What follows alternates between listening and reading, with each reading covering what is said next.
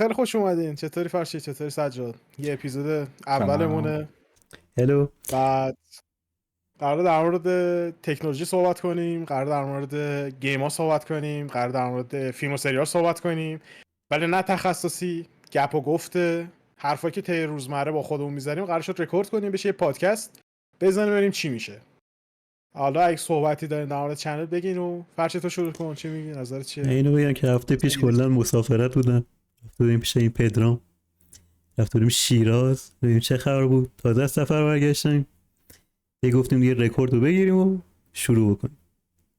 در تو چه به خبری نظر رفتی؟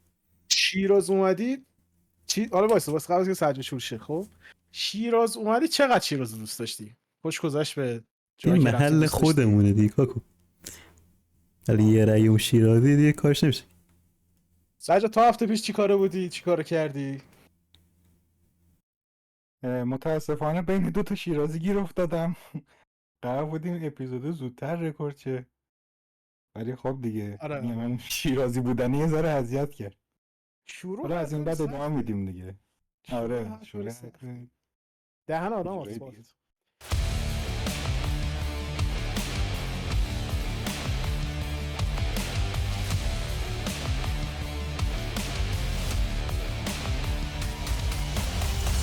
خب بریم سراغ چیز. بریم این هفته گذشته چه خبر بوده. خب دو تا قول تکنولوژی سامسونگ و اپل یو آی جدید معرفی کردن. یه رقابتی داریم. من اپل فنم، تو سامسونگ فنین، شما دوتا. بالاخره حالا دیگه افرادی سامسونگ فنم متاسفانه از روی اسم بدبختی. سامسونگ فن نیست. ولی خب بالاخره اندروید فنید دیگه، مایکروسافتی محسوب خیلی. میشه. نکن خب یه چیا بار من این اومده قضیه رو تو فکر کنم UI7 قبلا مسخرتون؟ گفتم. نه ببین نکن یه بار من این قضیه رو قبلا گفتم، اصلا تو این چنل فکر کنم هر سلام علیکی با هر کس میکنیم یه بار باید اینو بگیم. تو مثلا این وسط اپل رو دوست داری و به غیر از اپل چیزی رو نمیبینی. خب من همه اکوسیستم ها رو دوست دارم، اپل، اندروید، یا اصلا بین پی سی اصلا در نظر بگیریم، انویدیا یا AMD توی حوزه گرافیک واسه من فرق نمیکنه، یا اینتل یا AMD واسه من فرق نمیکنه. من واقعا میگم اگه مثلا پولشو داشته باشم همشونو میگیرم من، ولی بین اینی که کدومشو واسه شرایط خودم بیشتر ترجیح میدم. سر همینه که مثلا میگم تو ایران تو شرایط الان واسه کار خودم اندروید بیشتر به کارم میاد تو این و هفته توی اندرویدیا شما به چی دیدی تو سامسونگ یو بیشتر آی اعتقاد جدید دارم. سامسونگ به نظرتون این یو آی 7؟ میگم فقط من دیدم و فرشید هنوز واسش آپدیت نیومده. بله. من واسه چرا شده؟ چرا آپدیت نیومده؟ داستان چیه؟ طبق فرق اخباری هم میذاره؟ که امروز خونده بودم، مثل که برای A55 که گوش منم هست امروز منتشر شد تون واسه اروپاش، ولی هنوز به دست ما نرسید. 2 هفته پیش هم که برای فرق میذارن رژنای سامسونگ ها مثل مثل اپل نی؟ کره و اینا اومده بود، به ما هنوز نداد. واسه میان ردهای سری A5 و 5 و 54 اینا یه ذره با تغییر A56 ها گرفتن. سری S ها تقریبا تا S21 ها گرفتن، ولی مثل اینکه واسه S21 سری S21 مثل اینکه اپتیمایز نبود براشون منتشر نشد. یه باگی هم یه دفعه پیدا شد واسه سری A54.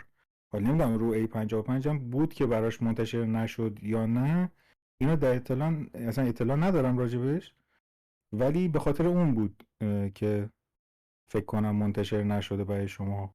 بیشترین چیزی که اضافه شده یو آیش یه مقدار تغییر کرده، اینتلیجنس داخلش خیلی زیادتر شده، یعنی هوش مصنوعی جمنای توش الان خیلی بیشتره تا مثلا همون بیکسبی که بود.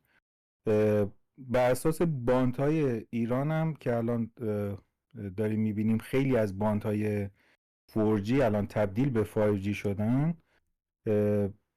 وان یو آی 7 هر گوشی که الان روش نصب شده 5Gش هم فعال شده.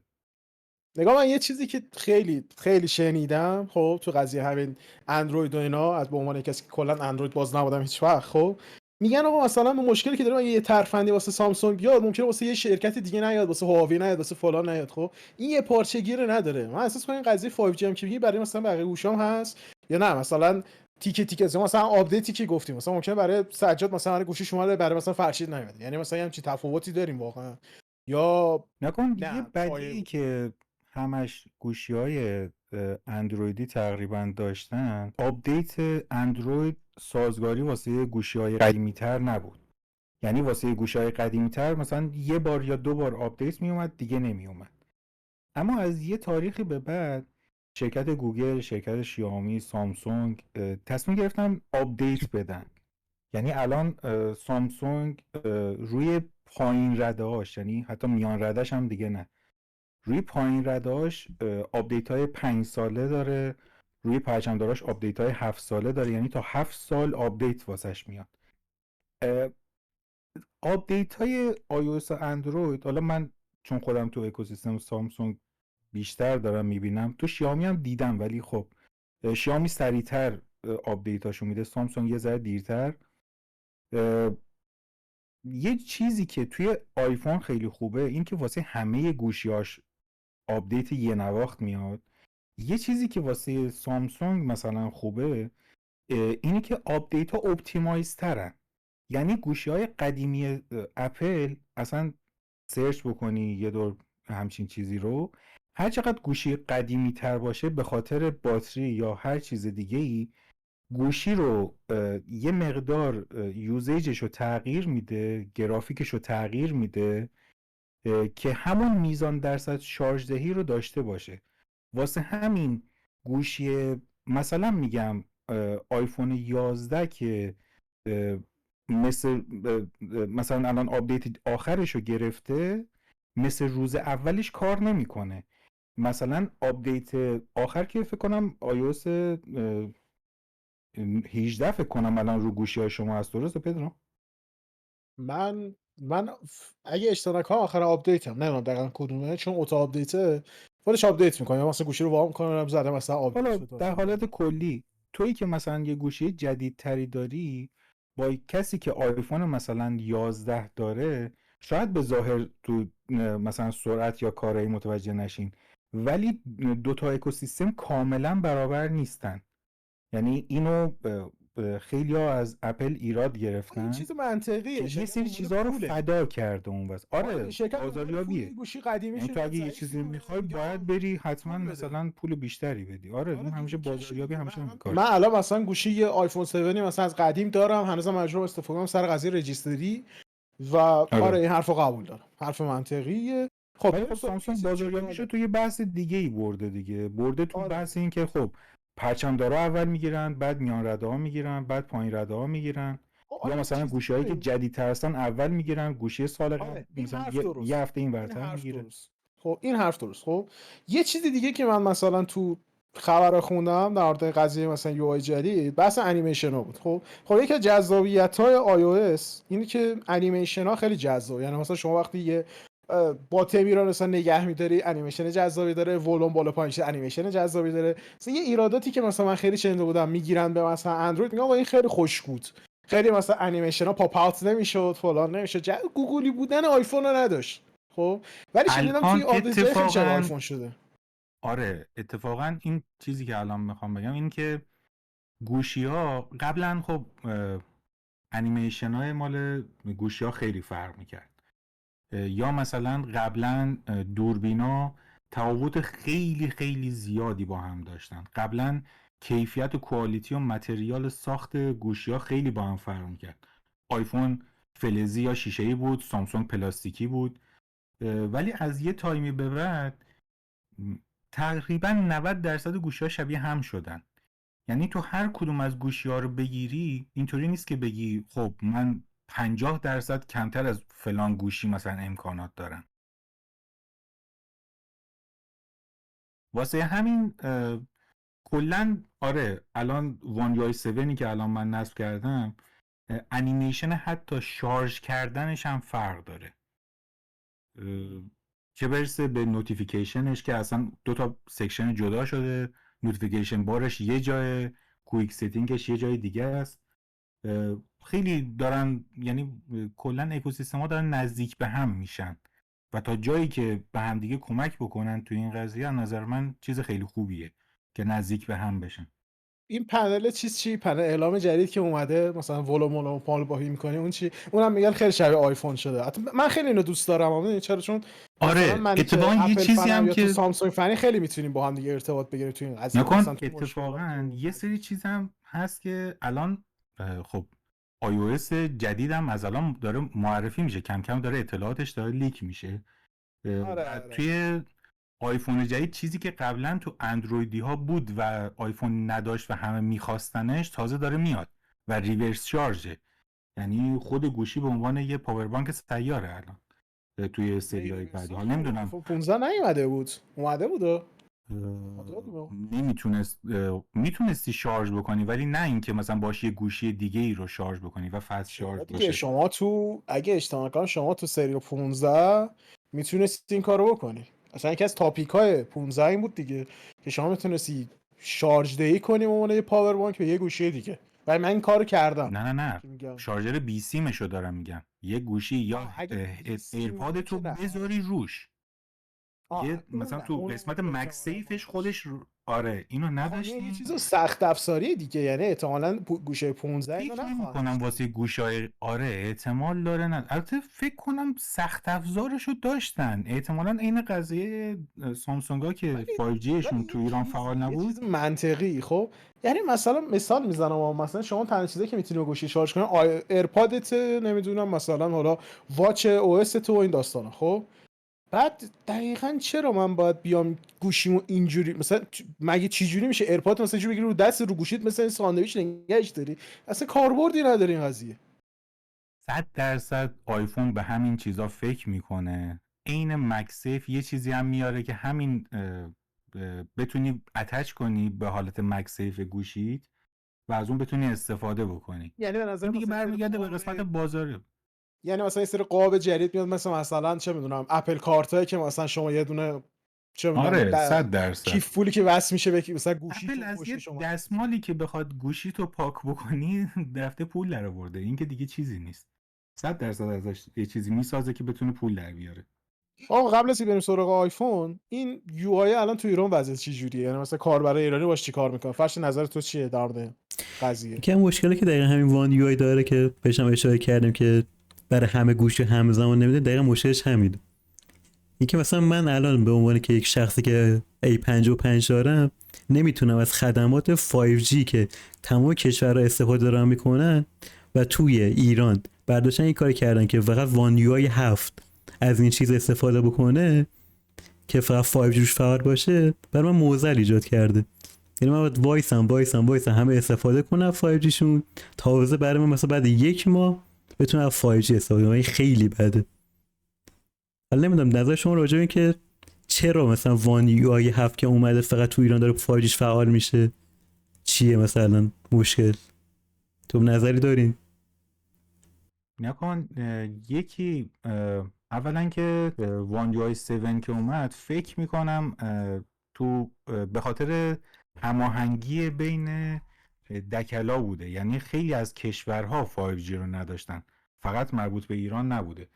دکلایی که تو ایران داشته استفاده می شده دکلای مال شرکت هواوی بوده تا اونجایی که من توی پستا و خبرهای تکنولوژی دیدم. و الان سر این که علاوه بر خب به خاطر همین هواوی خب خیلی از گوشی‌های شیائومی 5G داشتن، گوشی‌های سامسونگ یا گوشی‌های دیگه نبودن. اونم سر هماهنگی بین هواوی و شیائومی بود که این آنتنا داشت انجام میشد. سر این که الان داره گوشی‌های بیشتری تو ایران داره ساپورت داره میکنه همین وان یو آیو و دکلا داره تطبیق بیشتر، یعنی اون آپدیت ها داره با دکل‌ها تطبیق بیشتری پیدا میکنه. الان داریم میبینیم که دکل‌های خیلی بیشتری داره 5G داره میشه، منطقه‌های بیشتری داره 5G داره میشه که حتی یه چند جایی شنیدم خبرش، حالا کامل نمیدونم موثق باشه یا نه، ولی میگن که علاوه بر چین از قطر هم دارن الان دکل‌های 5G دارن وارد دارن میکنن. یعنی اون رسیور رو با کلا ماهواره‌های مال 5G دارن روی آنتنای 4G دارن میذارن که سند و رسیوشون بهتر داره بشه. یه اختلالاتی هم اگه دقت بکنین این چند وقته داریم سر همین موضوع. متاسفانه یه خبر خوبی هم که داریم همین آیفون پلی رو حتی رجیستر هم نداره چه برسه 5G. آره یه نکته بولترین چیزی که شما الان مثلا با این یو آی کار کردید چی بوده؟ مثلا به نظرتون یه چیزی که به نظرتون تو سامسونگ نبوده باید می اومده، بعد مثلا دیدید اومده خیلی باش حال کردید، گفتم مثلا آقا دیگه اندشه، این باید می اومد. اون چی بوده؟ بهترین چیزی که به نظر من اد شده همین هوش مصنوعیه، مخصوصا تو طراحی عکس.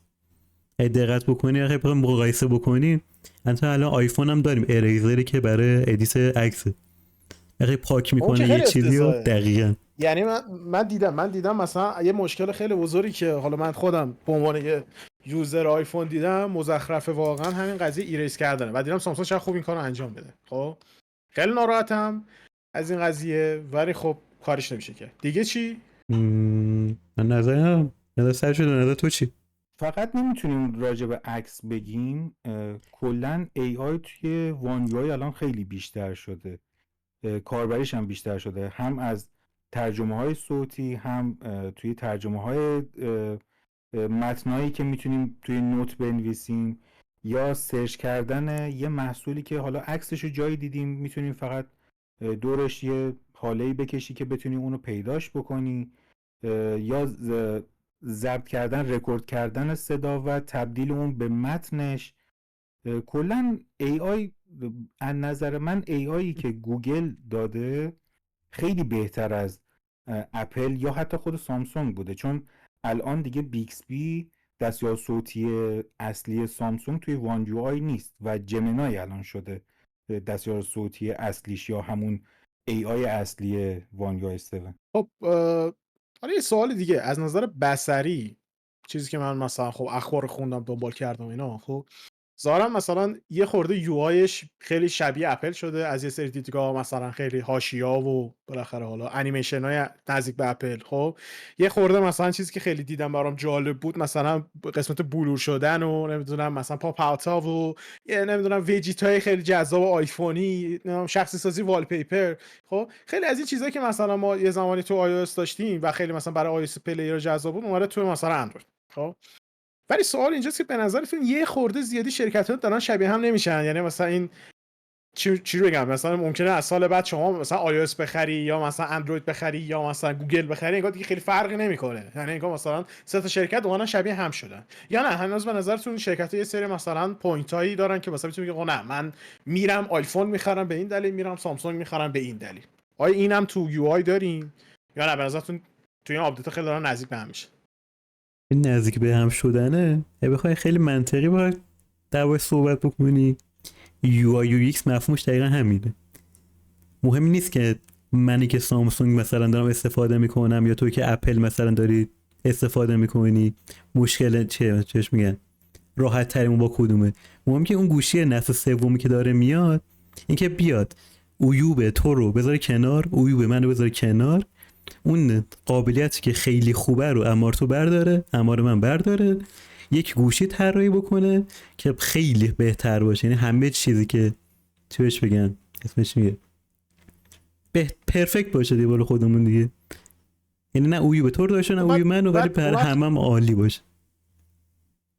خب ولی نگاه ببین، یه سری چیزا آیفون میکنه، یه سری چیزا رو سامسونگ میکرد. یه زمانی فرق این دوتا خیلی زیاد بود. خب یعنی تعصبی که ما داشتیم سر بود که آقا آیفون مثلا فلانو داره، سامسونگ فلانو داره، میدونی این دیگه نیست انگار، این دیگه وجود نداره. خب دقیقاً تو همین خوبش، میدونی رقابت نباشه خیلی بهتره. اونجوری مشتری بولتر میشه، مفهوم مشتری رو درک میکنن کمپانی. یه سری جاها واقعا هم این قضیه طرفداری کردن یا اینکه فقط یه برند رو دوست داشته باشی آره جذاب بود، ولی کمکی به پیشرفت اون دوتا شرکت نمی‌کرد. مثل حق کپی رایت هایی که خودشون داشتن سر حالا چیزایی که ثبت می‌کردن و فقط هم داستان شکایت و شکایت کشی و اینجور داستانا بود. یا مثلا چقدر شرکت اپل طول کشید تا بخواد قانع بشه که الان واسه گوشیاش دیگه لایتنینگ دیگه نذاره و تبدیل بکنه به یو اس بی تایپ سی. کار درست کار درست این نیست که یه عقیده‌ای که حالا ما داریم و حالا شاید هم مثلا اشتباه باشه، شاید هم درست باشه. اگر میتونی اون کار رو بهترش کنی بهترش کن، اما اگه جای پیشرفت نداره دیگه باید اون کار اشتباه رو بذاری کنار. و تصمیم درست از نظر من اینه که دارن از تکنولوژی‌های همدیگه هم استفاده میکنن، به جای اینکه با هم بجنگن با هم رقابت کنن. ولی میدونی یه زمان شرکت‌ها واسه اینکه یه برتری نسبت به هم دیگه داشته باشن، خب یه چی میگن، به یه پیشرفته میرسیدن. مثلا اپل میگه من برم دنبال فلان چیز، سامسونگ من برم دنبال فلان چیز. خب بعد یه مدتی هم میومدن از رو هم دیگه تقلب کنن. خب ما شاهد خیلی چیزا بودیم. خب ولی احساس میکنم اون دوره این رقابته باعث پیشرفتم شده بود. از یه دیدگاه شما مخالف منید، میگید نه مثلا این خوب نبوده. خب من اینو قبول دارم، ولی نمیدونم، باید ببینیم که تو کامنت ها نظر بقیه چیه. آیا مثلا میگن که رقابت بهتره یا رفاقت بهتره، خب یا نه تو همه با هم باید باشه. جنبندی میخواید بکنید در مورد سامسونگ یا بریم سراغ مثلا اپل، ببینیم اپل چی کار کرده تو این آپدیت جدیدش؟ البته خیلی کار خاصی نکرده از نظر من، ولی خب ببینیم اپل چیکار کرد. خب بریم سراغ اپل. اولین چیزی که من شنیدم اومده به اسم ویژن او اس. خب ظاهرا اومدن یه تغییراتی تو یو آی دادن، یه سری چیزا گرد شده. خب مثلا ما این استایل طراحی رو تو اپل داشتیم، خب که مثلا شیپ‌ها گردتر بشن، یکم قیافه‌ها مثلا چیزتر بشه، ولی ظاهرا اون قضیه شیشه مانند و حالت مثلا چیزی که داشت که مثلا آیکون و پشت تصویر پیدا بود، دوباره برگشته تو اپل، قوی‌تر هم شده، خوشگل‌تر هم شده، که من اینو خودم خیلی دوست دارم. شاید خیلی کاربردی نباشه، ولی خب اپل فنا همیشه بصری بودن چیزو بیشتر دوست داشتن. این شیپ‌ها و این جنگولک بازی اپل جذابیت اپل. خب شما چی؟ شما نظرتون در مورد موضوع چیه؟ به نظرتون مثلا این قضیه مهمه یا مثلا شما خیلی براتون این چیزا مهم نیست؟ به نظرتون مثلا این جنگولک‌ها؟ من دوست دارم. اسمش که جنگولک نیست، بخوای خیلی واقع بین باشی دقیقا میشه همون وان یو آی و یو ایکس. دقیقا اینکه مشتری با اون چیزی که تو مثلا بهش اد میکنی با چیز جذاب و جدیدیه باش حال میکنه، باش میاد تعامل برقرار میکنه، خوشش میاد. مثلا شرکت مثلا چی میگن که داشتین روی صحبت میکردین، سامسونگ به کپی برداری میکنه، همون چیزا رو اد میکنه تو گوشه خودش، همون حرفی که زدم بهترش میکنه که مشتری رضایت داشته باشه، حتی اون کسی که سامسونگ داره استفاده میکنه. مثلا چیزا خیلی چیز جالبیه.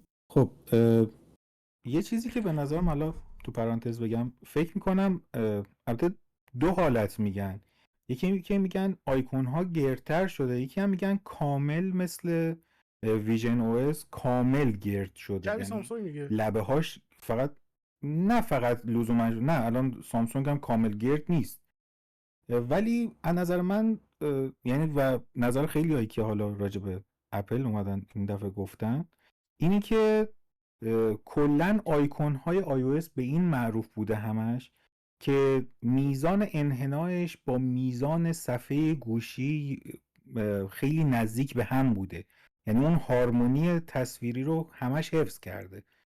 فکر نمی کنم آنچنان تغییر بده، ولی اون طراحی شیشه مات و اینا رو احتمالاً بیاره و یه مقداری تغییر داریم، ولی من بعید میدونم که خیلی روی اون خیلی آیکوناش نزدیک به ویژن او اس بشه.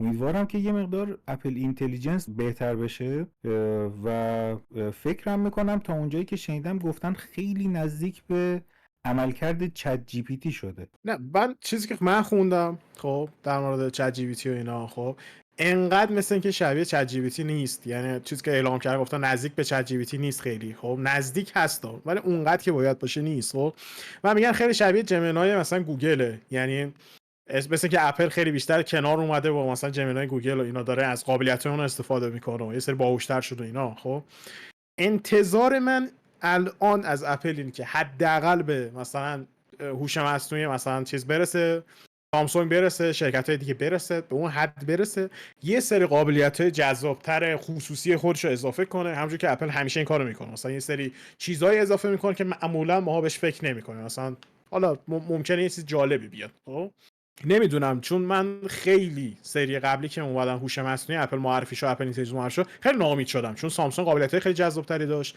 امکانات خیلی بیشتری به ما میداد. امیدوارم یه کامبک خیلی خوب تو هوش مصنوعی برای اپل باشه، چون همیشه اپل تو این قضیه خورده از همه شرکت‌ها جلوتر بود، مخصوصا در مورد سیری، چون بالاخره سیری جزو مثلا اولینا بود دیگه. جذابیت سیری اصلا همین. خب یکی از جذابیت‌های آیفون داره اصلا این بود که میگفتن آقا ما مثلا صحبت می‌کنیم گوشیمون زنگ می‌خوره. خب ولی اون دوران کجا رفت؟ واقعا نابود شده و نمیدونم، احساس میکنم باید این کارو بکنه. انتظاری که من دارم به عنوان یه اپل یوزر. شما چی نکته تکمیلی چیزی به نظرتون در مورد حالا هوش مصنوعی باید باشه؟ البته یه جورایی فکر میکنم که نتونه روی همه گوشی هایی که براش آپدیت میاد این اینتلیجنس رو بتونه با قدرتی که باید اجرا بکنه یا اصلا براشون آپدیت بیاد. چون مثلا تا اونجایی که من میدونم واسه XS، XR، SE حتی 2020 این آپدیت ها قرار بیاد و فکر نمی کنم اون گوشی ها خیلی بتونن تو زمینه AI پیشرفت بکنن، مگر اینکه تمام اون قدرت پردازشیش بره روی فضای ابری که نمیتونن همچین کاری بکنن. یه بخشی از اون باید رو خود گوشی باشه. اگر بتونه اپل روی AIش کار بکنه و تجربه ادغام شدنش با سیری رو دوباره چیز کنه، بهتر کنه واسه کسایی که حالا به قول تو الان تجربه تو از آیفون اون چیزی که باید میبوده الان نیست.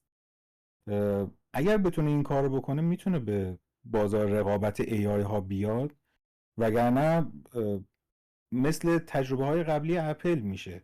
یعنی اپل یه کاری رو انجام میده، میبینه اشتباهه، بعد میره یه شرکت دیگه ای که تازه میبینه عمل کردش خوبه رو میره خریداری میکنه و از تکنولوژی اون استفاده میکنه.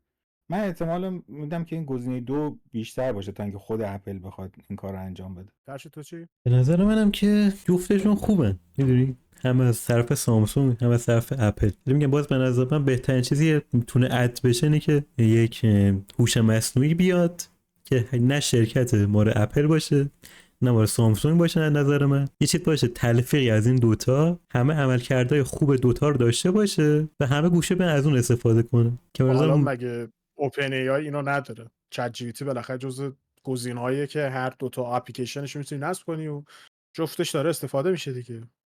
بیشتر لزوما همه کاربر ازش استفاده نمیکنه. خیلی مثلا آره، هوش مصنوعی هست که بهتر از دنیای چت جی پی تی. آره مثلا گراک هست، مثلا چه میدونم دیپسیک چینیا هست که خیلی حاشیه داشت.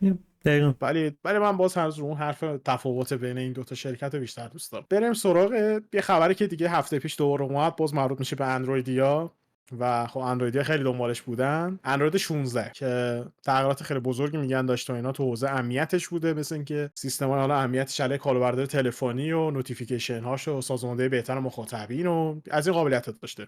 یکم در مورد این موضوع صحبت کنیم، نظرتونه؟ یو آی اندروید 16 که خب روز به روز داره بهتر داره میشه و به قول تو داره خیلی نزدیک به آیفون داره میشه از یه جهاتی. از یه جهاتی هم امضای خودشو همیشه داره. اما چیزایی که الان بیشتر مهمه نسبت به این که حالا چی داره وارد iOS 16 داره میشه، اینی که شرکت گوگل تصمیم گرفته به جای اینکه یک مرتبه توی اواخر تابستون یا اوایل پاییز بیاد سیستم عامل جدید خودش رو معرفی بکنه، خب اندروید 15 تازه معرفی شده، هنوز 1 سال نشده از معرفیش، اومده داره 2 پارت داره میکنه. یه بخش خیلی بزرگیشو شاید مثلا نمیدونم 60%، 70%، 80% اینا رو داره زودتر، یه چندین ماه زودتر داره معرفی میکنه. خیلی از شرکت هم الان آپدیتاشو گرفتن و دارن تست دارن میکنن به عنوان دیولپر. و اون درصد باقی مونده که مهمترین چیزهای اون سیستم عامل هست، قراره که تو همون مثل همون روال عادی خودش توی همون پاییز منتشر بشه. و یه ساختار شکنی دیگه هم که حالا این سری انجام داده، ما اونجایی که همیشه یادمون میاد نامگذاری اندروید ها به ترتیب حروف الفبا بود. یعنی من یادم بعد از کیت کت سری لالیپاپش اومد، ما آخرین نسخه اسمش وانیلا آیسکریم بود که این سنت شکست و دیگه با دبلیو شروع نمیشه، این سری اسمش باقلواست و این خیلی بیشتر سر و صدا کرده در مقابل این که جالب شد. خب آره این قضیه خیلی عجیب بود که یه ساختار شکنی انجام داد تو تغییر نامش، این بیشتر سر صدا کرد تا قضیه امنیتش که حالا هوش مصنوعی یه مقدار بیشتر توی تماس‌ها، دیتا و حالا چیزایی خب یه که چیزی قراره الان توی این چیز بیاد. اسمی که اومده دلیل تجاری داشته یا فقط مثلا یه جلب توجه بوده؟ گفتم مثلا بیایم یه چیزی بذاریم مثلا بره تو اخبار و اکسپلور و فلان و اینا، یا نه واقعا این باقلوای داستانی هم داره؟ یعنی مثلا از این مثلا باقلوا تولید کنه، نمیدونم ربطی داره یا فقط جلب توجه بوده؟ معمولا نامگذاری اندرویدها بر اساس شیرینی ها بوده. میگم ما اندروید کیتکت داشتیم، لالیپاپ داشتیم، اینا اصلا سریای قدیمیش هستن. هر سری بر اساس یک شیرینی میذاشته، ولی خب حالا چرا یه دفعه این ساختار شکنی رو انجام داد و کلا عوض کرده، اون به ترتیب حروف الفبا پیش نرفته و چرا اینو گذاشته جالب بوده. باشی تو چه نظری داری در مورد سیستم جدید اندروید 16؟ مثلا در مورد امنیتش و حالا چیزی که اومده. برای من که هنوز من زیاد آنچنان اطلاعات درباره اندروید 16 ندارم، ولی باز نسبت به قبلش من خودم به شخصه اندروید قدیمی رو خیلی بیشتر دوست داشتم، چه از لحاظ یو آی و یو ایکسش، چه از لحاظ رابط کاربری خود کاربر. مثلا نسخه مثلا کیتکت و لالیپاپ اینا خیلی مثلا قشنگ‌تر بود یو آیش نسبت به الان. چرا کیتکت بیشتر دوست داری یا لالیپاپ؟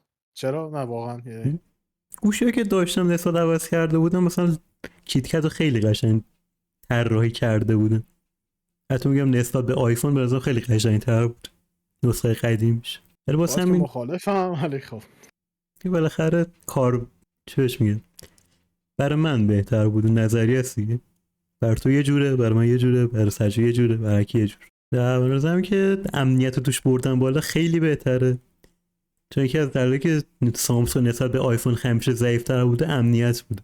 چون دنیایی که داریم میریم رو به جلو دقیقاً دنیای اطلاعاته. اطلاعات خیلی مهمه، امنیتش خیلی مهمتر از اون. حالا درسته امنیت هیچ وقت 100% نیست، ولی حداقل میشه کمک همدیگه کرد که این حداقل این چیش میگن اندروید بهتر بشه و امنیتش بالاتر بره، که سوجویای مثلا کلاهبرداری اینو خیلی توش کمتر بشه. یکی از خوبی های همکاری گوگل و سامسونگ توی همین اکوسیستم این دوتا خیلی داره نشون میده، این که سامسونگ مثلا میاد تو توسعه جمینای به گوگل کمک میکنه، گوگل میاد تو بیکسبی کمک میکنه، گوگل اگه میخواد گوشی تاشو بزنه با سامسونگ همکاری میکنه. الان یه قابلیتی که خب سری اس سامسونگ همیشه داشته سامسونگ دکس بوده که تو با وصل کردن کابل میتونستی تمام رابطه کاربری گوشی تو منتقل بکنی به سیستمت و داخل سیستمت با گوشی کار بکنی. الان تو اندروید 16 مثل این که قرار همچین چیزی اضافه بشه به خود اندروید و خب ما خیلی راجع به این موضوع قبلا بحث کردیم که خود ویندوز فون لینک آورده بود، موفق نبود، قرار بود برنامه‌های اندرویدی رو ویندوز نصب بشه، آنچنان خوب عمل نکرد و اگر این بیاد یعنی ما یه حالت سیستم عامل مجازی داخل خود ویندوز داریم، یعنی میتونیم تمام، یعنی سیستم عامل همراه همیشه تو جیبمونه، چیزی که فکر میکنم خیلی به درد بخوره.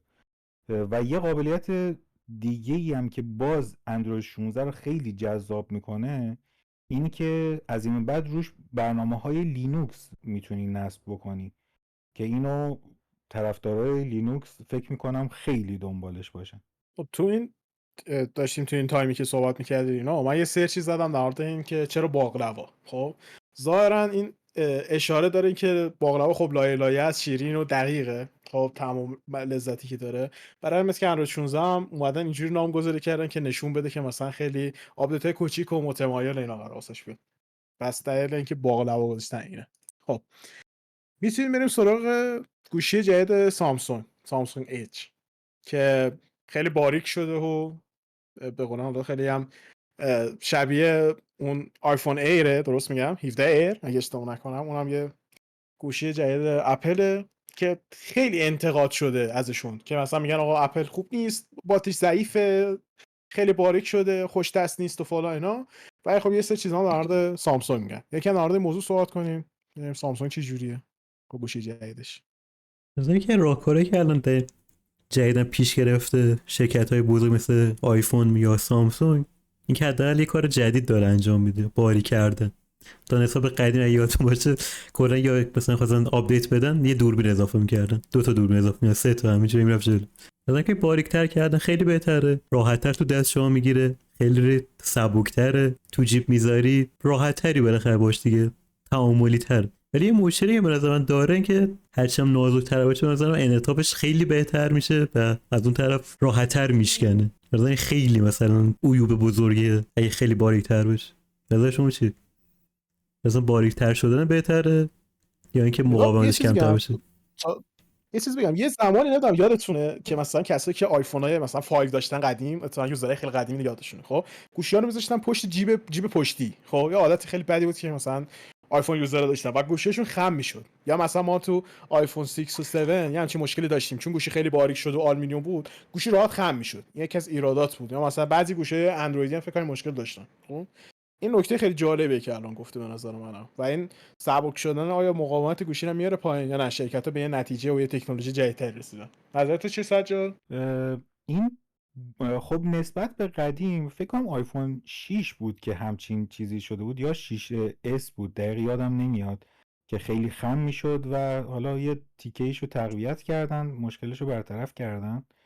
ولی خب گوشی‌های الان سایز بزرگتری دارن و با نازکتر شدن بدنه باید مقاومتش بره بالا که براشون دوباره همچین اتفاقی نیفته. البته خب گوشی‌های بزرگ آنچنان دیگه نمیشه خیلی مثل سابق گذاشت، و اینکه هم تقریبا بالای 90% کسایی که الان گوشی میگیرن دارن قاب دارن میگیرن و این باریکیه باز به چشم نمیاد آنچنان. از نظر من به نظرم بیشتر جنبه تبلیغاتی داره که اینکه آیفون میخواست یه سری نازک ایر با سری 17 معرفی بکنه، سامسونگ زودتر پیش دستی کرد، باتریشون خیلی کوچیکتر از نمونه نرمال میشه.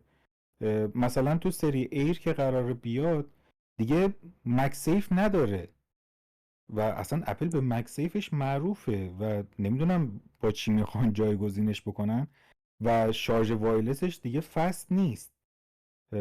نمیدونم اینا به درد کیا میتونه بخوره، ولی بیشتر به نظرم جنبه تبلیغاتی داره. الان مثلا همین گوشی S25 Edge که معرفی شده نازکیش به اندازه قلم خود اسپنه. من خودم بیشتر گوشی که یه مقدار سنگین تر باشه حتی ترجیح میدم تا گوشی خیلی از یه حدی سبکتر بشه. خودت هم احساس ناامنی میکنی، یهو فکر میکنی گوشیت جا گذاشتی یا نیست اصلا همراهت. آره اینم احتمالاً دغدغه خیلی از کاربراست که احتمالاً میگن که آقا شاید فقط شرکت‌ها برای اینکه بیان یه تغییر ظاهری بدن و بگن ما مثلا گوشی‌مون باید تغییر می‌کرد، اومدن یه نکته‌ای که به نظر خیلی مهم نیست رو بولد کنن. این نکته به هم نظر بگم این منم واسه همین. یعنی نازک که میکنن نازکش میکنن ولی هیچ وقت خودمون دوربین مزخرف رو درستش نمیکنن. یعنی دوربین همیشه خود بیرون از بدن است و همینطور مثلا گوشی من که میذاره رو میز گوشی لق میزنه. برای شما چرا اینو درستش نمیکنه؟ چرا باید نازک باشه ولی دوربین بیرون باشه؟ بیشتر به خاطر اون سنسورهایی که داخل خود گوشی استفاده میشه، همون لرزشگیر اپتیکال، سایز لنز یا اون میخوان زومی که داشته باشه باعث همچین چیزی میشه. اگر قابلیت زوم و لرزشگیر و اینا رو بخوان بردارن داخل گوشی جا میشه، ولی خب دیگه اون موقع کیفیت عکس‌ها دیگه خیلی بد میشه. آره من دارم خواستم به همین موضوع اشاره کنم. بهتر نیست احساس می‌کنم نظرتون هنوز به بدن بزرگتر تکنولوژی باشه؟ نرسیدیم. از اینکه بدن بدنه بزرگتر باشه خیلی بهتر از اینکه دوربین بیرون باشه. نگاه ببین شما الان این سری گوشی تاشو داره میاد دیگه. خب و احتمالا ما در آینده گوشی‌های خواهیم داشت که کش میاد، یا حداقل میتونم بگم حالت مثلا قاب عکسی باز میشن و احتمالا تو آینده همچین گوشه وقتی بیان این مشکل حل میشه دیگه. ببینیم در آینده چی میشه. خب بریم سراغ خبر بعدی، در مورد RTX 5060 صحبت کنیم. خب که تازگی اومده، اقتصادی تره تو بین کارت گرافیک که تا الان معرفی شده، قیمت مناسب تری داره برای بازار ایران که خب ما مشکلات دلار داریم، قیمت داریم و هم خب دوست داریم برسیم به دسترسی داشته باشیم به تکنولوژی جدید، حالا هوش مصنوعی که رو کارت گرافیک اضافه شده. اینا به نظر شما این کارت گرافیک جدید که اومده میتونه مثلا رقابتشو بزنه که با AMD میتونه رقابت کنه، با کارت گرافیکای نسل جدیدتر حالا به قولن سری 40 میتونه رقابت کنه یا نه؟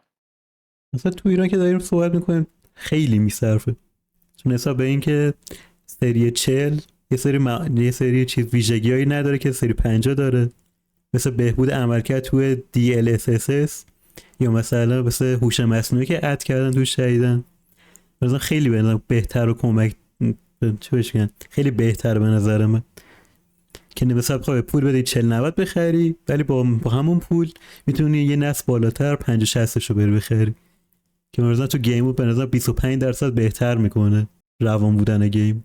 در نظر تو چی؟ چیزی که همیشه نشون داده، حتی اگه توی استیم هم بری ببینی، این که سری 50 و 60 نه تنها تو ایران، کلن تو همه جا پرفروش تر بوده، از سری 1050 و 1060، سری 2060، 3050 و 3060 و حتی خود 4060. البته 4060 اونقدری که باید نتونست تو بازار ایران به خاطر دلار مثل سری 30 پرفروش باشه، ولی سری 50 میتونه، چون یه فاصله بین سری 30 و 50 هست. خیلیا به سری 40 آپگرید نکردن و این اختلاف نسله فکر میکنم فروش 50-60 نسبت به 40-60 خیلی بیشتر بشه.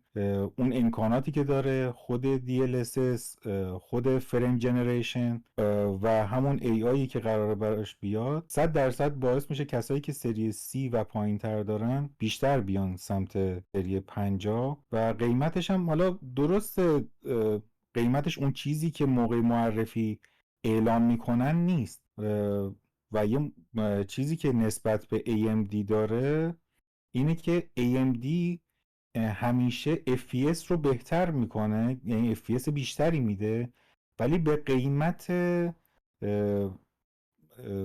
قربانی کردن کیفیت تصویر.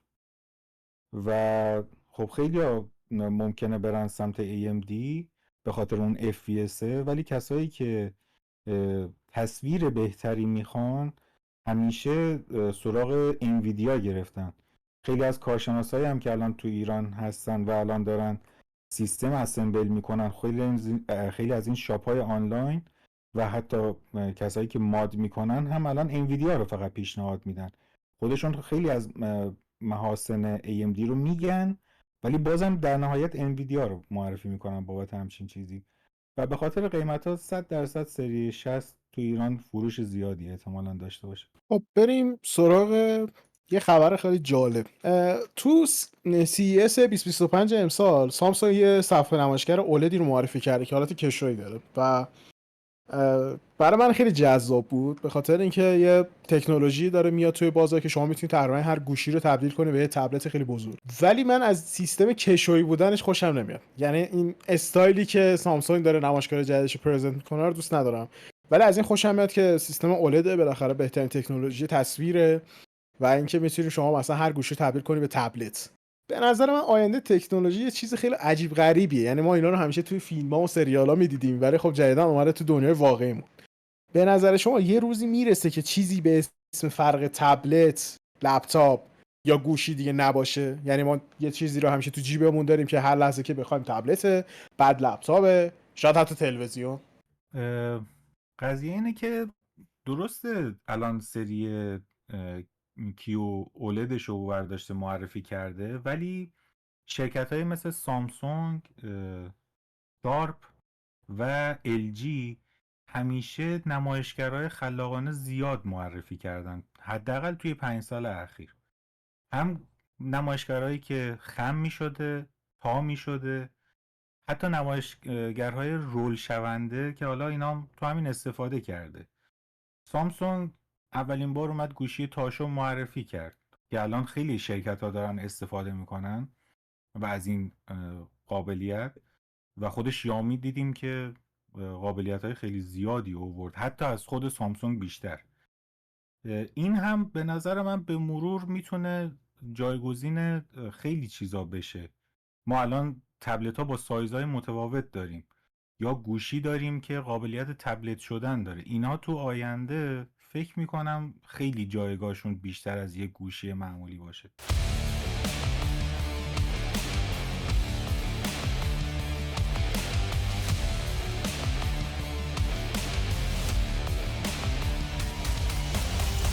خب بریم سراغ تاپیک گیم. یه گیمی هفته پیش معرفی شد من هیچ وقت پلیش ندادم، یعنی خیلی ناراحتم، اصلا خیلی ناراحتم. خب هفته قبل اومده اسمش هم دوم دارک ایج، من پلی ندادم هیچ وقت، خیلی هم ناراحتم سر این قضیه. ظاهرا برای گیم پس ایکس باکس، خب استیم، بتل نت و PS5 قرار بیاد، مال شرکت بتستا و تریلش فوق العاده بود. باشه نظر تو چیه؟ تو بیشتر از همه ما گیم پلی میدی و گیم ها رو پلی دادی. مثلا با این تریلر که اومد قشنگ هایپ و نوستالژی قدیم قشنگ زد بالا. این گیم مخصوصا برای ایرانی امام زمانه، به خاطر اینکه قشنگ روحیت و قشنگ جلا میده. یا آن یه راک میذاری تو گوشه، اسلحه رو میگیری تو دسته و میری قشنگ هر کی که روبروتر قشنگ میشه درو میکنی. و به نظر که گیم‌های خیلی خوبیه که قراره امسال بیاد و خیلی منتظرش بودیم. مثلا چیزایی که بهش اد کردن مثل گرافیک بهتر کنه، میدونی دیگه نسبت نسخه قبلش کنم 15 تا 20 سال گذشته بکنه حداقل. چون که گرافیکش بهتر شده که خیلی خوبه. انمی های جدیدتری اومدن توش که به نظرم وایب دیابلو توری مثلا نسبت به قبلش داره و احتمالا خیلی گیمو سخت‌تر کرده باشه نسبت به نسخه قدیمش. قدیمش هم پاره میشد. نظر شما چی؟ هایپش نیستی؟ ببین من یه چیزی که اصلا تریلر رو دیدم شروع کردم به دیدن، نمیدونم شما به دقت کردین یا نه، حرفی که دقیقاً زدی. خب ببین وایب دیابلو رو داره، انگار مثلا یه آدمی اسلحه داده نسل رفته تو دنیای دیابلو داره همه رو میکشه. خب و من داستان گیمو نمیدونم ولی یه همچین وایبی رو گرفتم و تریلرش اینقدر خوبه که آدم فقط منتظر بیاد، یعنی اصلا یه چیز ماماسیت مامامیا. سجاد نظرت چیه؟ تو این سب گیم ها رو دوست داری، پلی میدی، خوشت میاد؟ دوم که اصلا بحثش جداست همیشه و جز بهترین گیم های از نظر همه پلیرها بوده و خیلی طرفدار داره. یه اتفاق خیلی خوب همزمان با این دوم افتاد که تو هم یه بخشی بهش اشاره کردی، اینکه این اومده توی بتل نت. خب از وقتی که شرکت اکتیویژن بلیزارد و مایکروسافت خریده، اومده الان یه سری گیم هایی که توی گیم پس بوده رو آورده توی بتل نت که کامل از اون حالت مرده بودنش تقریبا نجاتش بده، مثل همین دوم یا کرش بندیکوت، استارکرافت یا حتی سی آف تیوز که اومدن این گیم ها توی بتل نت خیلی اتفاق خوبیه. از یه طرفی که حالا این تم یه مقدار دیابلو داره، یه ذره بعضی اوقات یه اتفاقاتی میفته که آدم وایبش نسبت به اون اتفاق خوب نیست. من و فرشید دیابلو پلی دادیم، یا هر ستامون حتی پس آف اگزایل رو رفتیم پلی دادیم سری دومشو. این گیم ها سری قبلشون خیلی خوب بود، دیابلو 3 و پس آف اگزایل 1. سری بعدشون که اومد نتونست حتی اون اتفاق قبلیه رو چیز بکنه. تنها چیزی که ممکنه یه مقدار آدمو نگران بکنه، نکنه نتونه اتفاق دوم اترنال رو دوباره مثلا درست کنه. اگر بتونه دوباره همون موفقیت قبلی رو داشته باشه، گیم فوق العاده خوبیه. اگر هم مثل گیم های دیگه گیم قبلیشون خوب باشه و این گیم کامل گند بزنه، که اصلا تمام آرزوهای ما برباد میره. خب تو یکی دو هفته اخیر یه گیمی تریلر داد، یه هویی هیچ کم انتظارش نداشت، خیلی هم جذاب بود و میتونیم بگیم ما باش بزرگ شدیم، بچگیمون رو ساخته، با آمریکا آشنا شدیم، خیابون به خیابونش رفتیم و اومدیم، توش لذت بردیم، زندگی کردیم، دعوا کردیم، مأموریت انجام دادیم، خلافکار شدیم. تریلر جی تی وی 2، ببخشید 6، خب چرا میگم 2، انقدر نیومده که شماره ها رو یادم رفته. اصلا کاری ندارم، پرفکت بود، یعنی واقعا تریلر خیلی خفن بود، نزدیک فکر کنم 100 خورده میلیون آدم فکر کنم دیدنش. خب و ساچ واقعا گرافیک گیم عوض شده. یکی از چیزهایی که من خیلی تو گیم دیدم اون انیمیشن های خیلی جذاب، سیستم فیزیک آبی که به بازی اضافه شده، اون شهر بسیار بزرگی که تو بازی اضافه کردن، شغلایی که به بازی اضافه شده. شما چیا دیدید خیلی به نظرتون جذاب بود و این داستانا تو تریلرش که دیدید؟ اولا اینکه تریلر که اومد همه میدونیم به چیه چیزایی که نگاه کردیم دقت کردیم. شیپ بادی ها، تکون خوردن بادی ها، یعنی بونریک هایی که توی گیم درست کردن و خیلی بی‌نظیر بوده. گرافیک فوق العاده که اصلا نمیتونی ازش بگذری. ولی یه عیبی میتونم من روش بذارم، اینکه دقیقا همون جی تی ای وی میتونه باشه که بهتر شده از لحاظ گرافیکی و فلان و بیسا. ولی میگم تا نیاد معلوم نمیشه چه تغییراتی کرده، چه چیزایی اضافه شده، چه چیزایی کم شده. ولی یکی از چیزایی که خیلی خوب بهش اضافه شده مپ خیلی بزرگیه که اگه مثلا سالهای آینده که بیاد، مخصوصا برای جی تی ای رول پلی، به نظرم میترکونه مپ بزرگ. نظر شما چیه؟ ببین من یه چیزی که به نظر من خب توی بازی خیلی جذاب بود، خب با اون ریاکشن ها که درست میگی، سیستم آبی که من دیدم تو بازی بود، فلای داستانی جذاب تر، کرکترهای نیو فلان، و این ترسی که تو داشتی منم دارم، خب که احتمالا جی تی ای وی با کیفیت تر و کوالیتی بالاتره. ولی راکستان نشون داده که هیچ وقت گیم‌ها شبیه هم دیگه نبوده. خب اثبات کرده که ما یه چیز کاملا متفاوت می‌سازیم. سجاد تو چی؟ تو هم چه دغدغه‌ای داری به نظرت مثلا همچین چیزی رو؟ خب دقیقا همون اتفاقی که واسه دوم برای تو پیش اومد برای منم همینجاست.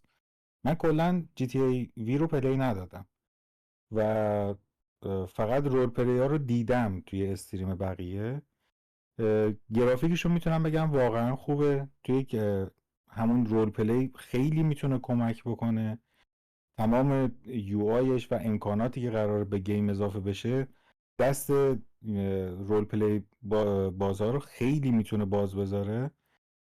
ولی از نظر من این همه تأخیر خودش کم نبود. چرا دوباره دارن اینقدر تأخیر میخوره براش؟ تازه این فقط واسه کنسوله، خود پی سی قرار دیرتر هم بیاد. این دقیقا مشکلیه که تمام شرکت‌های بزرگ داریم همیشه، اینکه همیشه انحصاری بودنه باعث میشه دقیقا مشتری دل سرد بشه. که چرا که من که پی سی پلیرم بعد 1 سال دیرتر بازی رو شروع کنم نسبت کسی که PS4 یا PS5 و کنسول پلیر کل. از این یکی از ایپاییه که باید راکسا به زودی رفعش کنه. خب یه بازی دیگه که تو هفته پیش تریلرش اومد بیرون و من نمیدونم بازی دیدم یا فیلمه، یعنی انقدر کوالیتی و تکسچر رو اصلا وای، یعنی واقعا یه چیزی میتونم بگم که اصلا من ندیدم تو هیچ گیم اینقدر کیفیت و کوالیتی بالا باشه. امیدوارم یوبی سافت بازی در نیارن و گیمی که قرار گیم پلی واقعا با اون کیفیت باشه. البته به نظر خودم ممکنه همین چیزی تخیل باشه، چون اون تریلری که من دیدم با فیلم هیچ فرق نداشت و اون بازی جز مارول 1943 که تریلرش فکر کنم هفته پیش اومد، فکر کنم برای پی سی و استیم و ایکس باکس و پلی استیشن قرار بیاد. که چرا باید واقعا این دوتا با هم دعوا کنن؟ اصلا تو مغزم نمیره که کاپیتان آمریکا با چیز دعواشه. نظر شما چیه؟ این وقت راجع به داریم گیم هایی صحبت میکنیم که پشتش ماروله، پس یعنی داریم راجع به نویسندگی های بی‌نظیر صحبت میکنیم. مخصوصا وقتی الان یک گیم جدید میاد، ولی من یک خورده خیلی کوچیکی میتونم بهش بگیرم، این سری داستان ها رو قبلا دی سی هم رفته جلو، مثل گیم سویساید اسکواد که اومده بود 2 سال پیش. به نظرم پلیرها آنچنان مشتاق اینجور گیم ها نیستن. چون اول مثلا دقت بکنید تو تریلر میبینی که شخصیت های اصلی گیم همون بازیگرایی نیستن که خود اونجر باشن، مثل کریس ایوانز یا مثلا بلک پنتر که خدا بیامرز شد. مثلا از اون شخصیت ها استفاده میکرد شاید گیم قشنگتر و جذابتر میشه. ولی من آنچنان علاقه به این سبک گیم ها ندارم که حول محور هیرو چیز باشه، مارول باشه نسبت به بقیه. شما چی؟ نظرتون فرق به نظر میکنه؟ من بیشتر اینا یه مقدار جنبه تبلیغاتی داره، ولی خب اون انحصار بازیگرا باعث شده اون کیفیتی که میخوان و نتونن اجرا بکنن و بیشتر تمرکزشون فقط رفته رو گرافیک. فکر میکنم پلیر داشته باشه ولی نه اون حدی که اگر شخصیت-های اصلی توش بودن میتونست پلیر بگیره. ولی واقعا تریلر با کیفیتی داشت. یه خبر خیلی بد دارم. تو هفته اخیر شنیدم اینکه کال آف دیوتی موبایل قرار جمع شه. من تو موقعی که دانشگاه میرفتم سر کلاس خیلی کال آف دیوتی موبایل و پابجی موبایل اینا خیلی پلی میدادیم و خب مثل که قراره اکتیویژن تصمیم گرفته که کال آف دیوتی موبایل رو کلا جمع کنه و از بین ببره. امیدوارم که حالا یه کال آف دیوتی جدید برای گوشی بیاد با کیفیت و کوالیتی خیلی بهتر. نظر شما چیه؟ به نظرتون شما اصلا تجربه و خاطره از این گیم‌ها دارید سر کلاس دانشگاه؟ من خودم کال آف دیوتی موبایل رو بازی نکردم ولی دوستان خیلی ها پلی دادن. یه تایمی خیلی هایپ شد، حتی استریماش هم زیاد شد، بعد خیلی هم سریع کامل محو شد اصلا خبرش، هیچکی دیگه اصلا انگاری پلی نمیداد و این استقبال خیلی کمه فکر کنم باعث همچین چیزی شد. حالا نمیدونم آپدیت براش ندادن یا چه اتفاقی افتاد، ولی خبرش خیلی عجیب بود که اینقدر استقبالش کم بوده که دارن سرورها میبندن. خب خیلی اسکین گرفتن یا اصلا کلی واسه این بازی خرج کردن و الان نمیدونم تکلیف اونا واقعا چیه. ببین وقتی اسم کال آف دیوتی موبایل با همدیگه میاد، دو تا مسئله جدا میاد. شرکت بزرگ بازی بی‌نظیر کال آف دیوتی، ولی اون طرف هم موبایل پلیرها میان وسط. دقت بکنید موبایل پلیرها خیلی عده محدود و کمی ان تو جامعه گیمرها و معمولا ما که پی سی پلیریم یا کنسول پلیریم معمولا حسابشون نمی‌کنیم کلا. برای همین شرکت گیم سازی دقیقاً به همین چیز پی میبرن، یک گیم موبایلی درست میکنن، به خواستای خودشون نمیرسن و باعث میشن به زودی اون گیما رو جمع بکنه. این وسط کی ضرر میکنه؟ موبایل پلیرها. چرا؟ داره میری همه اسکین میخره، توش خرج میکنه، اسکیل جمع میکنه، یه روز نشده اکانتش بسته میشه. یکی از اخباری که مثلا خیلی وقت پیش اومده بود این بود که یوبیسافت میاد گفت که گیمی که شما میاد میخرید مالک اون گیمه نیستید، فقط مدت محدودی میتونید از اون گیم استفاده کنید و این خیلی بده. یعنی من که میام $60 پول یک گیم رو میدم، باید اون گیم همیشه تا ابد بمونه و برام قابل بازی باشه سالهای آیندم، نباید بسته بشه. حالا که تا اینجا اومدیم جلو، اینکه حالا نظر بازی سازا چجوریه و گیم ها به چه چیزی دارن پیش میرن، یه سوال واسه من هست که حالا اگه میتونین شما جواب بدین. یه سری گیم ها الان فقط مثالشون رو میزنم، یعنی 2 تا گیم رو مثال میزنم که 2 تا حالت مختلف رو فقط بگم. مثلا من خودم کلش زیاد بازی میکنم. شرکت سوپرسل الان اومده بازی کلش آف کلن رو فوق‌العاده آسون کرده و داد کامپتیتیو پلیرها در اومد که چرا اینقدر گیم آسونه و برای اونا یک حالت وار هارد مود آورد که اونا بتونن راضی بشن. البته کسایی که توی رنک دارن پلی میدن همچنان ناراضی ان که حالا میگه واسه اونا هم قراره یه خبرایی داشته باشه. از طرف دیگه خلاف این موضوع، ما چون حالا خود اکتیویژن بلیزارد امروز خیلی راجبش خبر گفتیم، بازی ورد آف وارکرافت گیم خیلی خوب و پرطرفداری بوده همیشه، از یه تاریخی به بعد تصمیم گرفته گیم رو فوق‌العاده سخت بکنه، دیتیل براش بیاره. الان کسایی که بوستر هستن یا رنگ‌های بالاتر، دانجن‌های بالاتر دارن میزنن، مثلا مثال میزنم 50 تا ادان اگه نداشته باشن اصلا نمیتونن اون دانجن رو بزنن یا ریدو بزنن، فوق‌العاده واسه شون سخت میشه و اومده گیم رو فوق‌العاده آورده بالا و کژوال پلیرها خیلی براشون سخت شده این قضیه و الان اومده دیده خب مثلا میگم این گیم شاید مثلا 20 تا 30 تا ابیلیتی داره هر کرکتری و یه روتیشنی رو باید بزنی تو اون گیم. خیلی کسایی که تازه میان وارد گیم میشن گیج میشن، اصلا نمیدونن باید چی کار بکنن. اومده یه قابلیتی مثل کندرو یا مثل مکس دی پی اس یا مثل هکیلی آورده که روتیشن رو یاد بده و اون ابیلیتی ها روشن میشن ترتیبشون، یا حالت سینگل باتن آورده که اصلا کلا دنیای این گیم از نظر من به هم میریزه. از نظر شما باید گیم آسون باشه و یه حالت هارد مود داشته باشه، یعنی هوای اون بالای 95% پلیر کژوالش رو داشته باشه، یا اینکه باید گیم سخت بشه هوای اون پلیرهای حرفه‌ایش رو داشته باشه و یه مود آسون واسه اونا بیاره؟ ببین من خب خودم به شخصه یه گیمی رو که خیلی پلی میدم ستیسفکت داریم. خب یه گیم چیل ساخت و سازی، مثلا هیچ استرسی نداری، هیچ موجودی به کارخونه حمله نمیکنه، خب و چیل میشینی برای خودت، پادکستتو گوش میدی، بازیتو میکنی، فیلمتو در کنارش میبینی، خب لذتشو میبری. از اون طرف هم یه گیمی داریم به اسم فکتوریو که برخلاف اون یه سری موجودات هر روز به کارخونه حمله میکنن، نابودش میکنن، اذیتت میکنن فلان. خب نکته اینه که به نظر من هر گیمی یه ماهیتی داره که مثلا کلش اف کلن یه ماهیت ساخت و سازی داشت، نمیدونم بازی‌های مثلا چه می‌دونم حتی دیابلو یه ماهیت خیلی سخت داره، نمیدونم فلان یه پاف اف اگزار 2 یه ماهیت خیلی سخته، شما باید کلی مثلا موجودات رو میکشتی، لول اپ می‌کردی، اذیت می‌شدی و فلان دوستا. خب هر بازی بر اساس یه ماهیتی ساخته میشه. خب سازنده اون گیم باید بفهمه که آقا من وقتی دارم یه بازی رو پرزنت می‌کنم به عنوان یه بازی سخت یا پرزنت می‌کنم به عنوان یه بازی آسون، بعد اونو برم جلو. چرا؟ چون مخاطب من همچین انتظاری از من داره و اگر هم میخوام بیام ببرمش به سمت آسون‌تر کردن یا سخت‌تر کردن، باید یه گیم جدید بسازم. اینکه بیام یهو معامله رو بزنم به هم، این یه چیزی که جدیداً شرکت‌ها دارن شروع میکنن. اونم اثر این که احساس میکنم ما باید هی تون تغییرات بزرگ ایجاد کنیم که مقصر اصلیش هم به نظر من هم کاربران و هم شرکت‌ها. میخوام یه نکته خیلی بهتر بگم. دقت بکنید در طول تحول بازی سازی توی دنیا، یعنی از 1920 خورده ای که اولین بازی دنیا مثل پونگ منتشر شد، گیم‌ها همینجوری که پیشرفت کردن یه سری سبک‌ها رو ادامه دادن. یعنی مثلا تا حدوداً مثلا 2010 تا اون موقع هر گیمی که می اومد گیم‌ها بر اساس سختی بودن. یعنی شو هر چی گیم سخت‌تر بود لذت خیلی بیشتری بهت میداد. مثلا همین دومی که دواجش صحبت می‌کردیم. ولی از اون جا به بعد گیم‌ها چون گرافیک بهتری پیدا کردن، اون سخت بودنه توی چیز گم شد.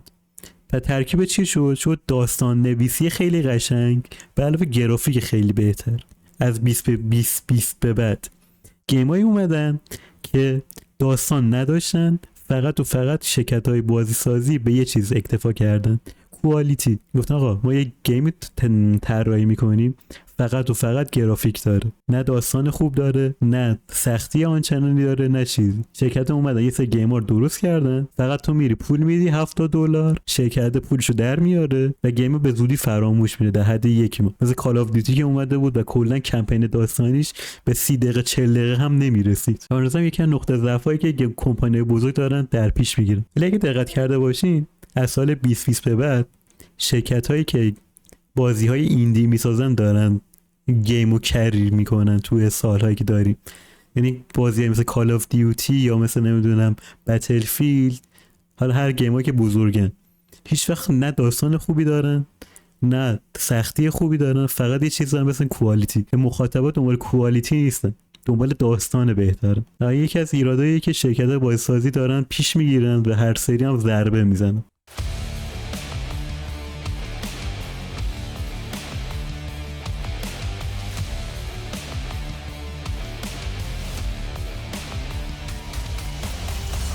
آقا تو هفته پیش یه سریالی رو ما شروع کردیم با هم دیگه دیدن، خب با بچه‌ها، اسم سریال وحشی.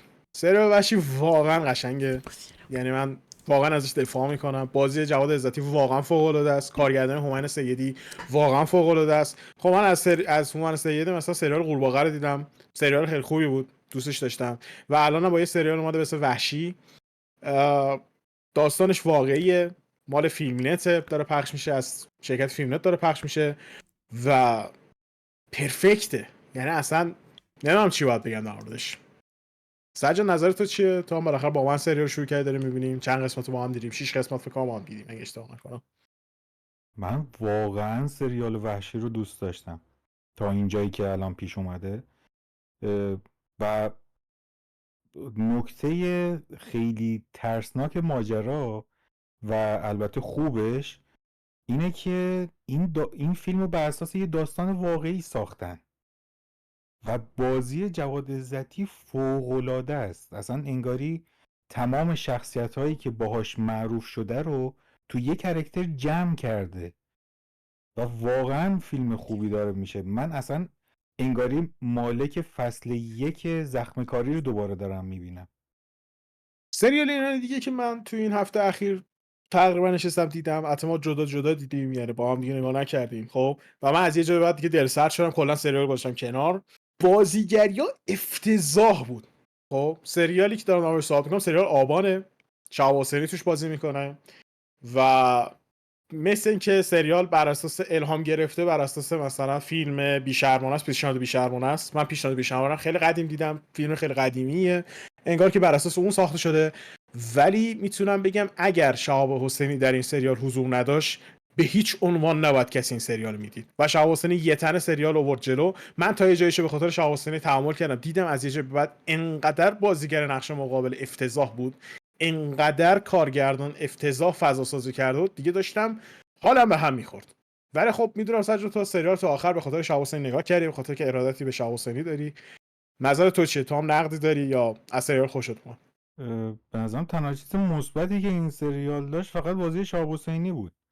البته داستانش اون یه سری جزئیات داشت که خوب بود واقعا، ولی نحوه اجراش خیلی بد بود. من احساس میکنم داستانی که آبان داشت شاید واسه 2 یا 3 فصل بود و توی یه 17 قسمت خیلی خلاصه شد و انگاری یه سری دیتیلات حذف شده از سریال و اختلاف بازیگری شهاب حسینی با بقیه اصلا خیلی زیاده تو این فیلم و شاید فقط یه سری خرجایی که واسه این فیلم کردن باعث شده باشه یه مقدار خوب دیده شده باشه، یه مقدار تا آخر همه دیده باشن. یه چیزی هم که راجع به بازی امین حیایی من دیدم، بیشتر انگاری امین حیایی که توی اخراجی ها بود و من داشتم میدیدم تا امین حیایی که نقش جدی بازی کرده.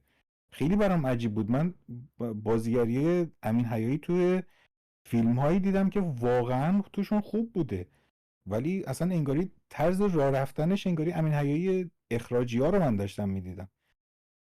ولی برخلاف سریال وحشی که این همه خوب بود، سریال آبان فوق‌العاده بد بود و فقط میخواستیم ببینیم که تموم بشه و فقط بازیگری شهاب حسینی من میخواستم ببینم که واقعا بازیگر یعنی نشون داده که چه سطحی از بازیگری داره.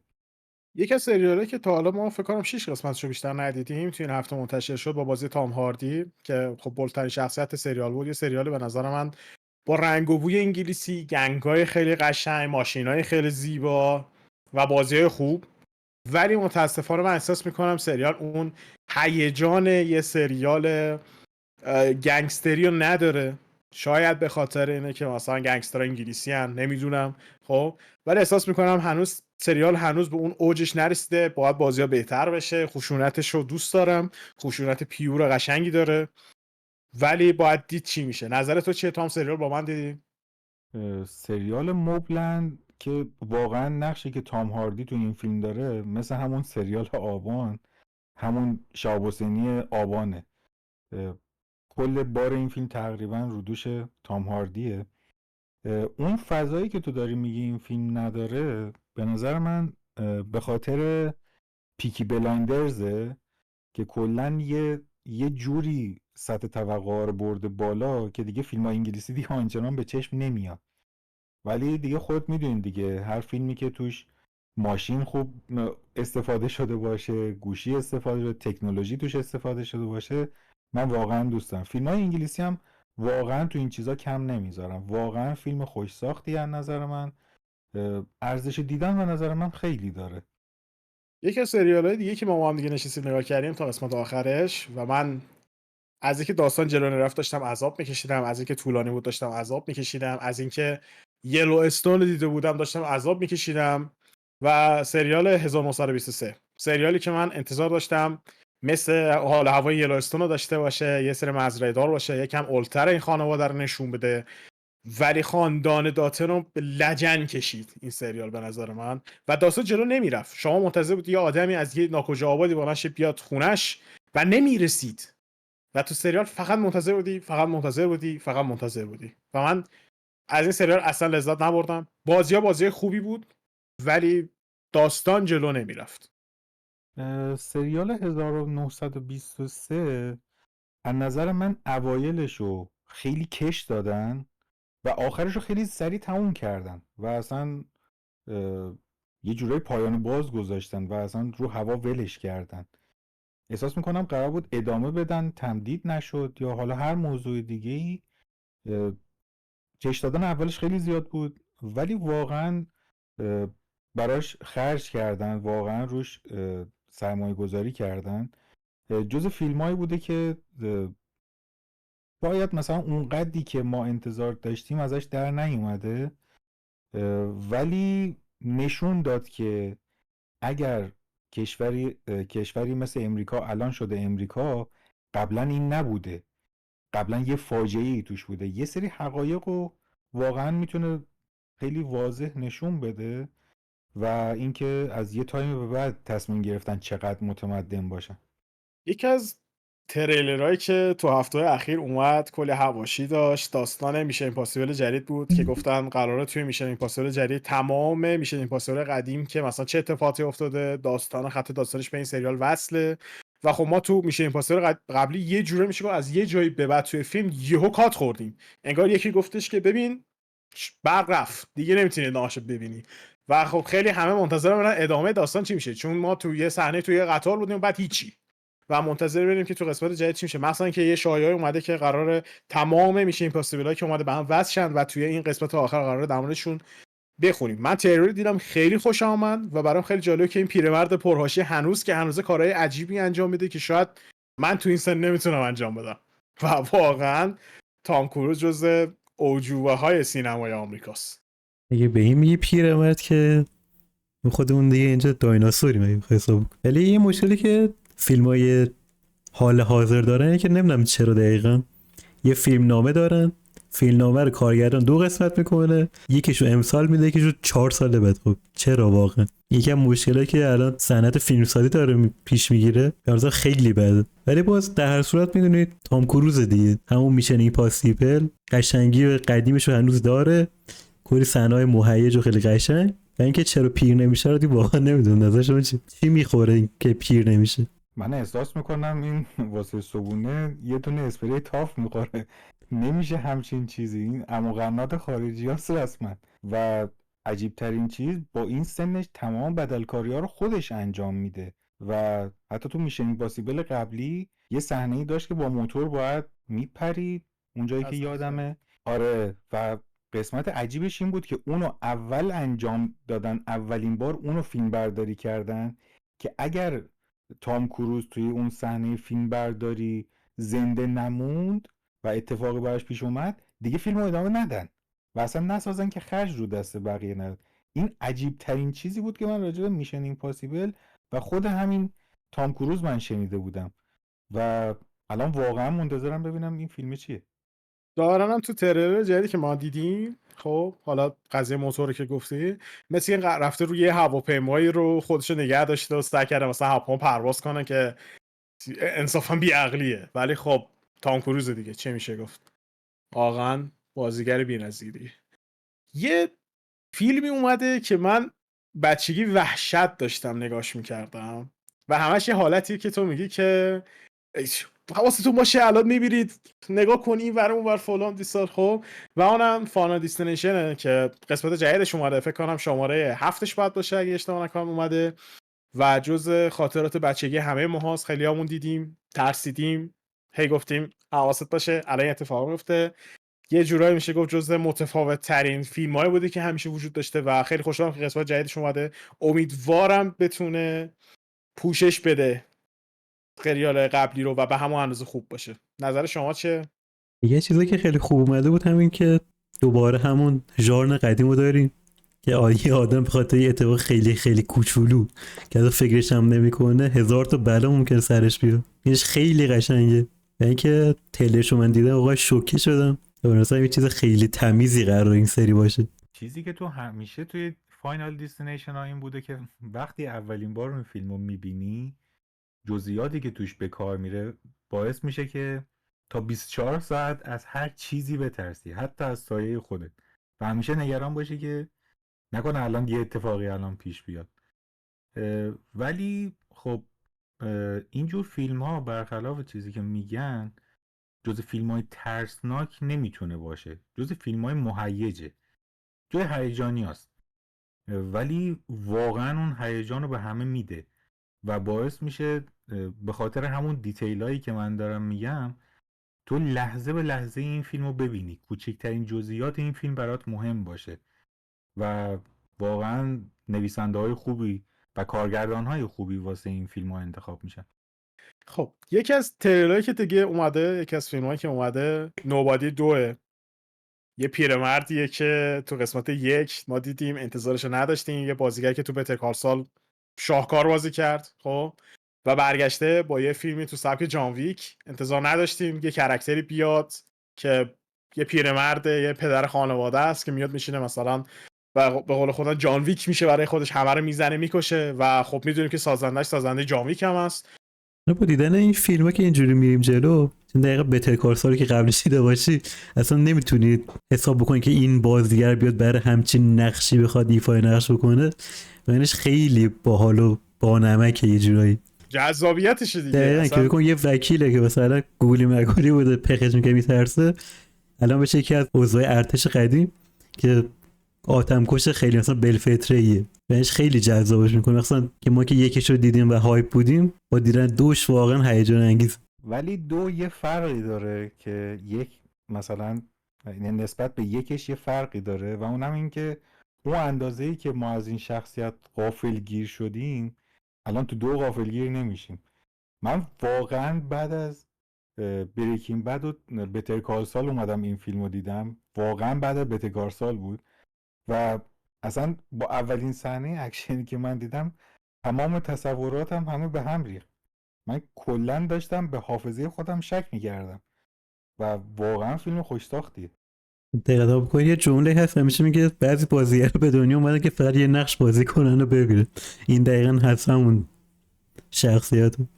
دقیقاً من الان بتمنی جز کریستیان بیل اصلا نمیتونم ببینم، هر چی رو میبینم اصلا کریستیان بیل نمیشه واسه من، یا اصلا جوکری به جز هیث لجر آنچنان از نظر من خوب نیست. انگاری یه سری شخصیت ها وقتی حذف میشن، خب ما الان تو خیلی دنیای مارول داریم میبینیم یه سری شخصیت ها دارن جایگزین میشن و اصلا تو ذهن هر کاری میکنیم نمیتونیم این شخصیت ها رو قبول کنیم. ولی من یه چیزی که تو این سریال خیلی دوست داشتم، تو این فیلم ببخشید خب، اینه که دیدید مثلا میشینی یه فیلمی رو نگاه میکنی بعد میگی ای مثلا ای کاش ادامه‌اش هم میساختن، ای کاش مثلا میدونستیم چه بلایی سر کرکتر اومد. تو نوبادی 1 من این حسو داشتم، یعنی انتظار داشتم که همیشه دوشو بسازم و خب تریلرش خیلی خفنه. دقیقاً توی نوبادی گفتم اولش خیلی غافلگیر شدم بابت همین شخصیته و اصلا برام عجیب بود بعد از بتر کارسول، ولی به قول پدرام نه تنها دلم میخواست قسمت‌های بعدی بیاد، خیلی دوست داشتم که اصلا این سریال میشد و اصلا چندین قسمت میشد و ادامه داشت. همونجوری که گفتم خیلی دوست داشتم نوبادی 2 بیاد. یکی از فیلمایی که نسخه 2 هم اومده و من خیلی منتظرش بودم The Old Guard 2. اولگارد 1 داستان اینجوری بود که شما یه شخصیت نامیرایی داشتی که میوردن کلی به زمادری میکردن، نمیمردن، همه رو میکشتن، خیلی هم باحال بود خب. و بازی چارلستون اونجا واقعا درخشید و من منتظر بودم قسمت 2 بیاد ادامه داستان رو متوجه شم و کاراکترهای جدید اضافه شه که اتفاقا توی فیلم جدید این اتفاق افتاده و قراره یه کاراکتر قدیمی که مثل که دوست اینا بوده قرار بیاد انتقام بگیره و من خیلی منتظرم که این فیلم رو ببینم. من که یادم نمیاد کدوم فیلم بود، خیلی وقت فکر کنم ندیدمش، ولی فکر کنم دیدمش ولی یادم نمیاد، ولی بعد یکیشو ببینم بعد اینم ببینم و بس که بعد قرار لذت ببریم قشنگ. من تا یه حدودی یادم میاد ولی چون چارلیز ترون تو این هست و تقریبا همه فیلماش هم خوبه، آره خیلی از جزئیات فیلم الان دیگه یادم رفته و این از اون فیلم هاست که دلت میخواد دوباره بری قسمت قبلی رو ببینی و دوباره بیای اینو ببینی به خاطر همون جزئیاتش. اگه فیلم دیگه ای بود یا چیز دیگه ای بود شاید اصلا نیاز نبود تمام دیتیلش یادت بیاد، ولی این فیلم باعث میشه که خیلی دوست داشته باشی بری قسمت اول ببینی بعد دوباره بیای این قسمت رو ببینی. همین الان گوشم داشتم چک میکردم یه تریلر فیلم خیلی خفنی اومده مثل که Now You See Me Now You Don't، یه فیلم شعبده بازی جدید که قدیم دیده باشین. یاد میاد کدوم میگم پدرام؟ آره من نسیمی 1 رو دیدم، 2 رو دیدم، جزء فیلمایی بود که وقتی تموم شد بلند شدم براش دست زدم بین همه. یعنی اصلا انتظار نداشتم که این شکلی تموم شه هر قسمت و اصلا یه حالتی که میگی خب من الان دیگه فهمیدم چی شد، بعد بهت میگه نه هنوز نفهمیدی چی شد خب. و واقعا شعبده بازیه، واقعا لذت میبرم. سینای خفن، اتفاقات خفن، شعبده بازی‌های خفن، بازیگرای خفن، چقدر بازی‌های قشنگ، چقدر سناریوهای متفاوت و واقعا ازش لذت برم و امیدوارم هنوز هم اون حال و هوا و جذابیت قبلشو داشته باشه. آره این فیلم مثل فاینال دستینیشن از اون فیلم هاست که خیلی به جزئیات توش دقت میشه، خیلی کیفیت ساخت خوبی داره، بازیگرای خوبی همش توش هست و تا دقیقه 90 نمیتونی داستانشو کامل حدس بزنی و از اون فیلم هاست که من خیلی دوست دارم، از اون فیلم ها که دقیقه 90 داستان فیلم کلا عوض میشه. واسه همین این سری فیلم ها واقعا خوبه و فکر میکنم که خیلی هم بیننده داشته باشه. ولی میدونی یکی از چیزهایی که من تو تریلر دیدم، خب همین چند وقت پیش که دیدمش، خب برام جذاب بود، اینه که اول که مورگان فریمن تو فیلم هست و بازیگر محشریه. دو، اینکه ما یه بازیگر خانم داشتیم توی فیلم که توی قسمت 1 بود، تو قسمت 2 رفت، تو قسمت 3 مثل قرار برگرده و من خیلی مشتاقم بازیگر ببینم، چون به نظرم بازیگر خیلی بهتری نسبت به بازیگر نقش 2 و خب باید ببینیم که فیلم به چه صورت میشه.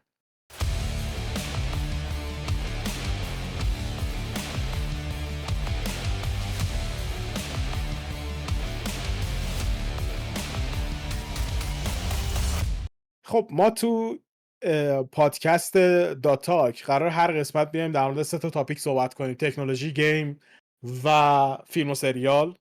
و قرار گپ باشه، بحث تکنولوژی که خیلی تکنیکال نیست، بیشتر گپ دوستانه است، اطلاعات دوستانه است، حرفای دوستانه است، بر اساس نظر خودمونه.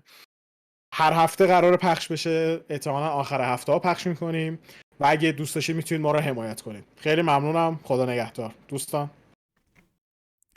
خب مرسی که با ما همراه بودین. اگه انتقاد یا پیشنهادی دارین برای که بهتر بشه این پادکستمون، لطفا کامنت بذارین و ممنون که ما رو هم حمایت میکنین. ممنون که تا این جای برنامه با ما بودین. ما رو حتما تو پلتفرمایی که داریم فالو کنین و به دوستانتون هم اگه میتونین پیشنهاد بدین که روز به روز کامیونیتی بزرگتر و بهتری داشته باشیم. ممنون. تو قسمت بعدی میبینم.